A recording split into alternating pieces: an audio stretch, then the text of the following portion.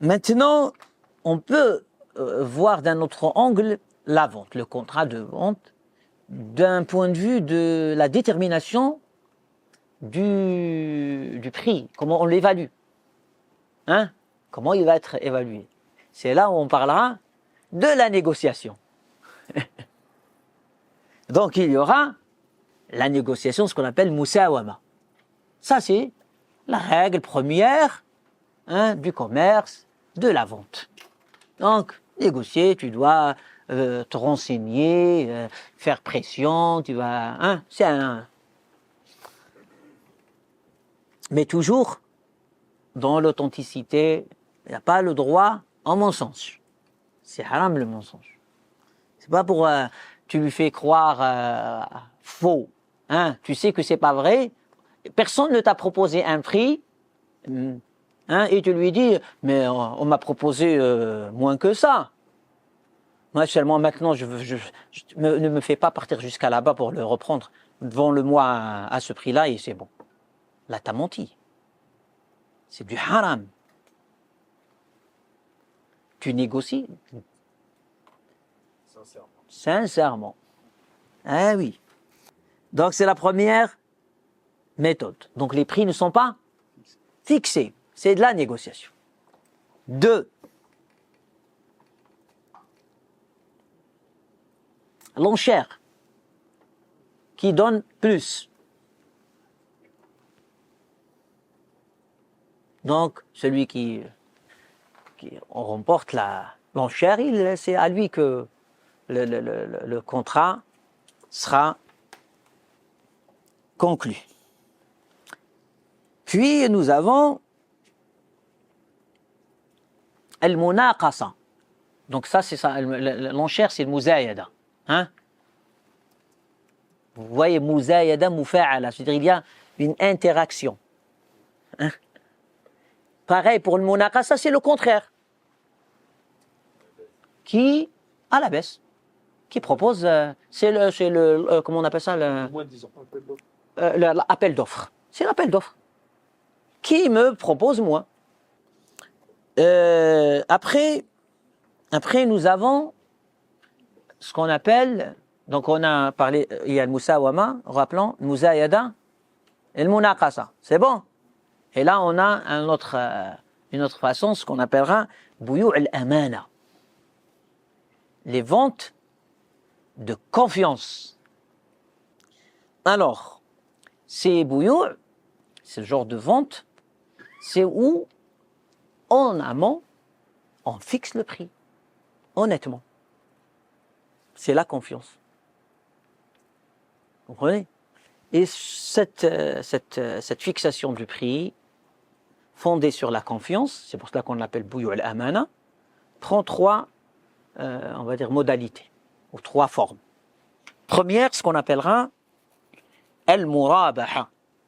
Vous l'avez entendu dans les finances islamiques. Al-murabaha, al-murabaha. Ce n'est que... Hein, vous voyez, dans le schéma général, elle est comme ça, le murabaha. Murabaha, on va l'expliquer. Donc, ça fait partie de la confiance. Hein, des transactions de confiance. Alors, qu'est-ce quoi le murabaha? Le vendeur, il affiche sa marge, le profit. Je l'ai acheté à tel et je prends tel. Dès le départ, tu sais de façon claire la marge qu'il a.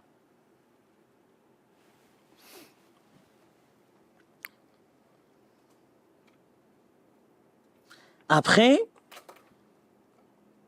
donc la marge, d'une certaine façon, relève d'un accord, puisqu'elle est affichée et tout ça. Donc, tu viens, tu achètes et tu prends et tu. Puis, on a ce qu'on appelle bay'u at-tawliya.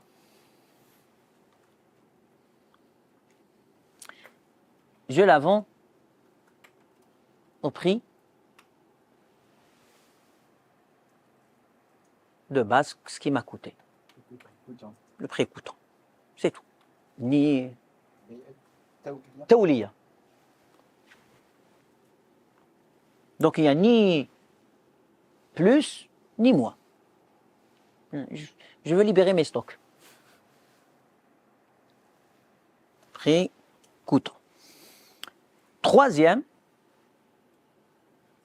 c'est le wadi'a ou bien le hatita. Hein?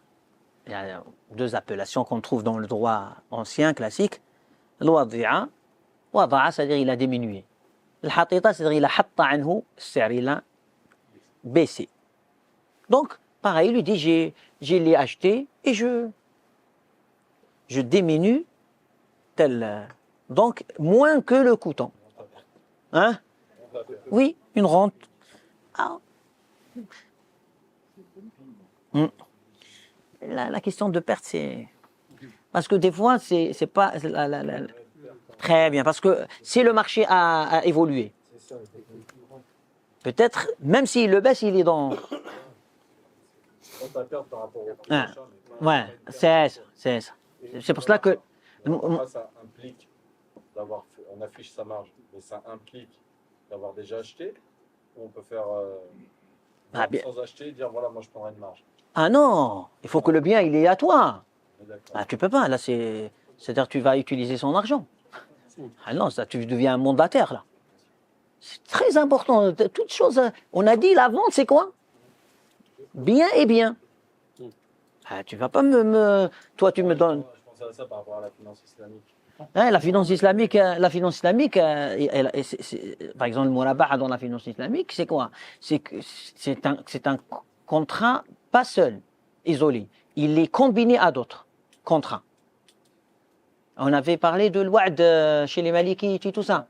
Donc, on va ajouter un wa'd b'shira, une promesse d'achat. Et donc, elle engage cette promesse. La banque a acheté. Et on a dit que si la partie exécute la promesse, entre dans, comme on a dit, l'exemple de le mariage, vous vous rappelez? Ah là, ton promesse, elle devient obligatoire. Donc tu ne peux pas revenir, tu lui dis, va l'acheter, après toi tu dis non, moi je t'ai promis, mais maintenant... Donc, cette promesse... Ça te permet d'afficher ta marge. Elle dit à la banque, allez, et la banque, elle revend. À celui qui lui a promis, et elle prend sa marge. Cette marge, il la discute par rapport à ce qu'on appelle bay' al-ajal, taqsit. C'est-à-dire, quand tu payes tel, après 5 ans, 20 ans, c'est un autre prix. Et donc, c'est cette combinaison, ça c'est de la fatwa, c'est des questions nouvelles. Donc, du droit classique et tout ça, ça demande une connaissance. Et c'est pour cela qu'il y a certains qu'il y a des réticences par rapport aux natures des contrats et tout ça, des fois des polémiques. Hein? Parce que c'est des nouvelles questions pour répondre à des besoins nouveaux. Après, il y a un qui ne connaît rien, il vient, oh non, c'est du haram. Ou un autre, il vient du, oh, c'est rien. Attention.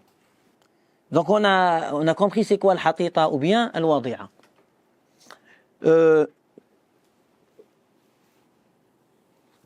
Des fois aussi,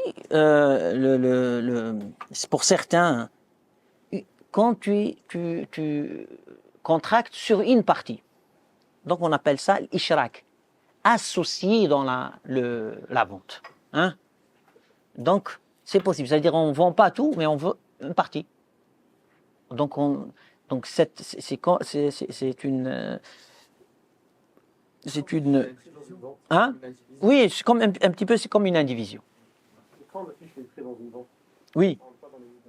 Ah, mais le fait d'afficher, tu peux afficher le hatita, tu peux afficher le murabaha, tu peux afficher le bon. Ah oui, ça change rien.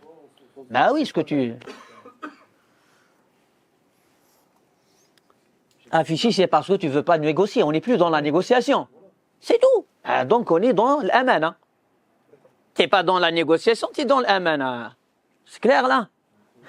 C'est pas tu affiches derrière. Il faut être cohérent.